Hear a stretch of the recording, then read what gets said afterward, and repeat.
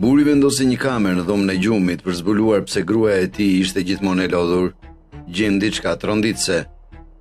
Në një lagje të qetë periferike, mëngjeset në shtëpinë Thompson ndiqnin një ritëm të njohur. Danieli u zgjua nga era e kafesë së freskët që dilte nga kuzhina.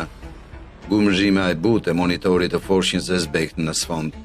Sara ishte gjithmonë përpara tij, duke lëvizur në eshtje nëpër shtëpi, duke përgatitur mëngjesin dhe duke paketuar drekën e tij.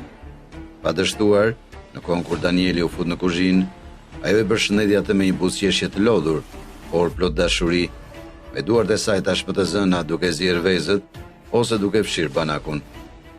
Emma, vajza e tyre 2 vjeçare, qeshi në karrigen e saj të lartë, me një lugë të shtrënguar në dorën e saj të vogël, ndërsa Sara ushqej me copa frutash. Danieli e buti Sarën në faqe, kapi çantën e tij dhe doli nga dera. Në punë, ai ishte ngarkuar me takime dhe raporte, duke e ditur se kur të mbaronte dita, ai do të kthehej në shtëpi me të njëjtën rutinë ngushëlluese, një vakt të gatuar në shtëpi, lidhmat lozonjare të Emës dhe prania e qetë e Sarës. Jeta ndjeje e parashikueshme, madje e qetë. Ata kishin rënë në rolet e tyre pa probleme, Danieli si ofrues dhe Sara si kujdestare dhe shtëpiake. Mbrëmjeve,